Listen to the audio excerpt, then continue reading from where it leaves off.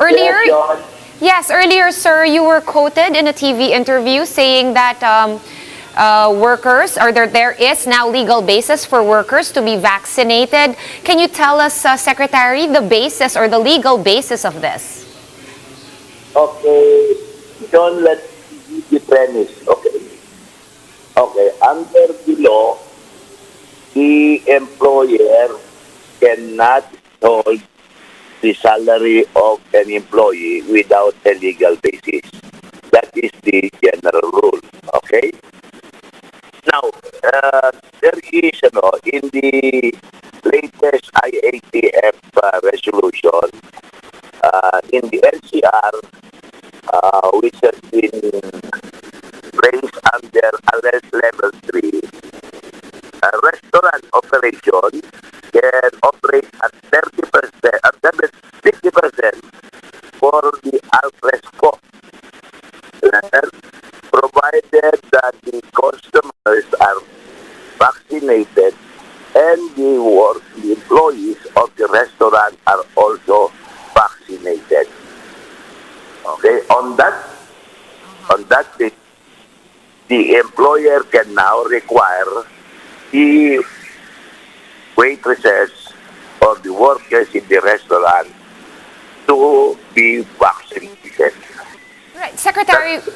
Right. But we have to clear it up because the IATF resolutions are mostly, they're saying these are recommendations, and mostly the actual guidelines should be coming from DOLE. Are you guys over at the DOLE going to release these guidelines soon? Or is it as simple as that, that just because we are allowing now, 50% capacity indoors for as long as all workers are vaccinated, does that mean that that can already be enough reason to compel these workers to be vaccinated?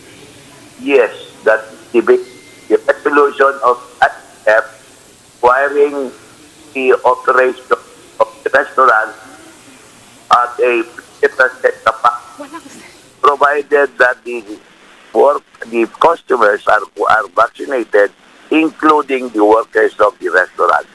That is the legal basis for the exemption from the general rule that you cannot compel the workers from to be vaccinated for them to be paid their salary. Right, so does this mean, simply put, Secretary Bello, that employers are able to fire workers or temporarily relieve them from duty if they are not vaccinated? No, the basis there is only the holding of the salary.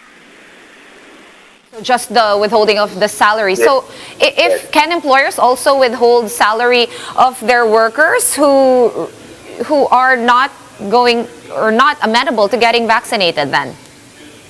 So this only covers the operation of the restaurant, because it's the only subject of the IATF resolution, which requires the workers to be quarantined for the restaurant to operate at a capacity of 50%. All right, so just to clarify, Secretary, this only applies in restaurants, or to restaurants rather. Okay, so anywhere that serves food and beverages. Yes, that's right. All right. In terms of hiring now, can employers be more picky? Can they say that, don't bother applying if you're not vaccinated? Because, for example, I own a restaurant. Yes. If you own a restaurant, and there are some waiters or cook, since there is no employer-employee relation yet, you can impose all the conditions that you want for people to be hired by you. All right. What about other indoor businesses, Secretary, that will require, interfacing of clients with employees? For example, retail stores or, even certain services. Would this also apply to those, or does it really just apply to restaurants and food services? I understand that this also applies to wellness shop like spa and gym. All right. I'm not very sure about the IATF protocol, but I think also covers the spa and barber shop.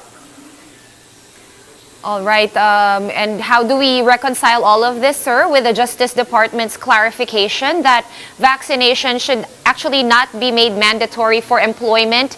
This, of course, is a broad statement that covers all sectors and all industries. Will there be formal guidelines that will be issued regarding this? John, the Secretary of Justice or the Department of Justice position that to continue working. All right. So again, just to wrap everything up, Secretary Bello, if you work in restaurant services or personal care services, then you can require vaccination for people to come into work. And if they get mad because this violates some sort of labor law, what then would be the recourse of employers? The recourse of the employer is to withhold only the pay of the worker, not to terminate. All right. And what if it goes on indefinitely, Secretary? What if you've been holding their salary already for so long? Will there be an expiry date for that?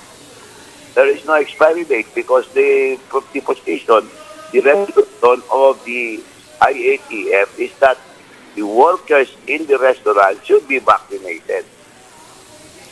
All right. Thank you so much for clearing that up for us. Labor Secretary Silvestre Bello III over the phone. Thank you so much for your time, Secretary. Thank you, Sean. Good night.